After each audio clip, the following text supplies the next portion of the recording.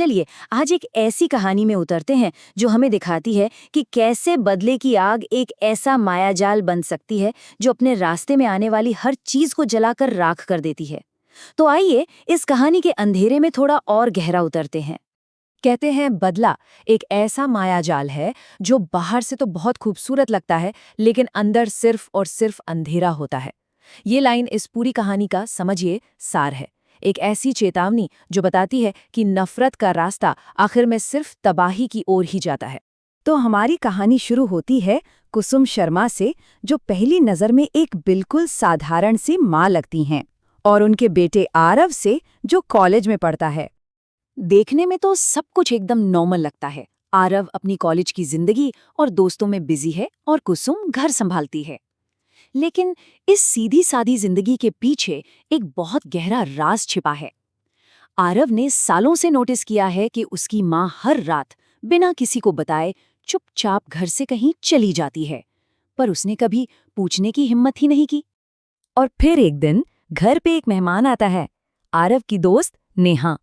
उसका आना घटनाओं की एक ऐसे अंधेरे सिलसिले की शुरुआत थी जिसके बारे में किसी ने सोचा भी नहीं था। कुसुम नेहा से बहुत प्यार से मिलती है, लेकिन उसकी मीठी मीठी बातों के पीछे कुछ और ही चल रहा था। वो बड़ी मासूमियत से नेहा के परिवार के बारे में कुरेदना शुरू कर देती है, जैसे वो कोई भूली हुई पहेली सुलझा रही हो।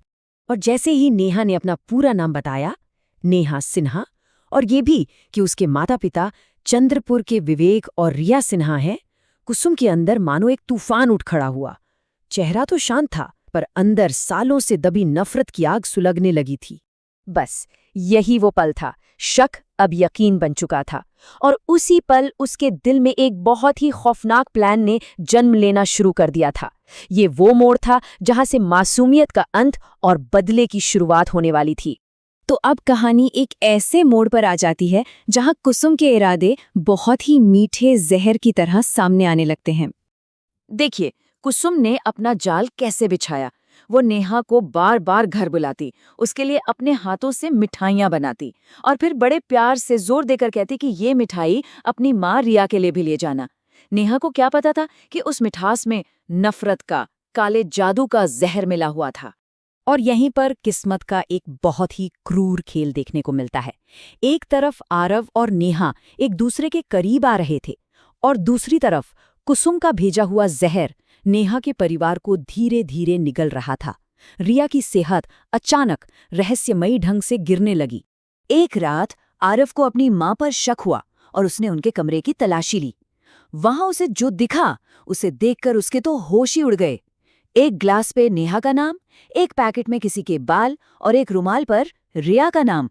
वो समझ गया कि उसकी माँ कुछ बहुत बहुत गलत कर रही है। अब सवाल ये है कि कुसुम ऐसा क्यों कर रही थी? इस खौफनाक काम के पीछे की वजह क्या थी? इसके लिए हमें 20 साल पीछे जाना होगा, जहां एक टूटे हुए दिल की कहानी दफन है। बात बहुत पुरानी है। कुसुम और विवेक एक दूसरे से प्यार करते थे, लेकिन विवेक शहर गया और उसने कुसुम से सारे रिश्ते तोड़ लिए। जब वो लौटा तो ये बताने के लिए कि वो रिया नाम की लड़की से शादी कर रहा है। कुसुम का दिल टूट गया। उसकी जबरदस्ती शादी हुई, पति की मौत हो गई और उसने अकेले ही आरव को पाला।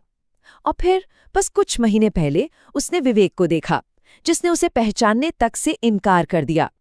उसी पल नफरत की वो बुझी हुई आग फिर से भड़क उठी। विवेक के ये शब्द, वो तो बस बचपना था, मैं अब रिया से शादी कर रहा हूं, ये शब्द नहीं थे, ये कुसुम के दिल में चुभे हुए खंजर थे। यही वो पल था जिसने उसके अंदर बदले के जहरीले बीज बो दिए थे। और जब उसने सालों बाद विवेक को अपनी बीवी के साथ खुश देखा, तो उसने कसम खा ली, उसकी हर एक खुशी मैं छीन लूंगी, ठीक वैसे ही जैसे उसने मेरी छीनी थी। और इसी इरादे से उसने काले जादू का रास्ता चुना, एक ऐसा रास्ता जहां से कोई वापस नहीं लौटता। तो चलिए वापस आज में लौटते हैं, जहां अतीत का ये जहर अब तबाही का एक सिलसिला शुरू कर चुका था। कुसुम के बदले का पहला शिकार, रिया। आरव अपनी माँ को बताता है, आंटी, रिया नहीं रही। उसे लगा कि शायद अब उसकी माँ रुक जाएगी, लेकिन कुसुम की आंखों में पछतावे का एक आंसू तक नहीं था। उल्टा वो आरव से कहती है, अभी बदला पूरा नहीं हुआ, अब नेहा की बारी है। ये सुनकर आरव के पैरों तले से जमीन खिसक गई। वो गिड़गिड़ाया, भीख मांगी, पर कुसुम का दिल अब पत्थर हो चुका था। कुसुम ने अपनी चाल चली। उसने दुखी नेहा को घर बुलाया और अपने हाथों से खाना खिलाया, जिसमें आखिरी जहर मिला था। और वही हुआ जिसका डर था। ठीक वही लक्षण, वही उल्टियां, वही कमजोरी। डॉक्टर भी हैरान थे कि ये हो क्या रहा है। और अब कहानी अपने आखिरी और सबसे भयानक अंजाम की तरफ बढ़ रही थी। एक ऐसा अंजाम जहां बदले की आग सब कुछ राख कर देती है। कुछ ही दिनों में नेहा भी चल बसी, और ये खबर सुनकर कुसुम के चेहरे पर एक जीत की एक भयानक मुस्कान थी। उसे लगा उसका बदला पूरा हो गया। लेकिन ये जीत किस कीमत पर आए? आरव अपनी मां के इस रूप को, इस पाप को बर्दाश्त नहीं कर पाया और उसने अपनी जान दे दी।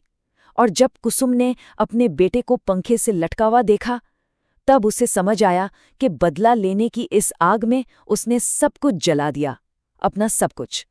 कहते हैं ना, काला जादू बर्बादी का रास्ता है, ये किसी को नहीं छोड़ता। कुसुम ने विवेक की जिंदगी तो बर्बाद कर दी, लेकिन इस सफर में वो खुद भी पूरी तरह तबाह हो गई। तो सवाल यही है, क्या बदला वाकई में इसके लायक है, जब आखिर में खोने के लिए सिर्फ अपना ही सब कुछ बचा हो?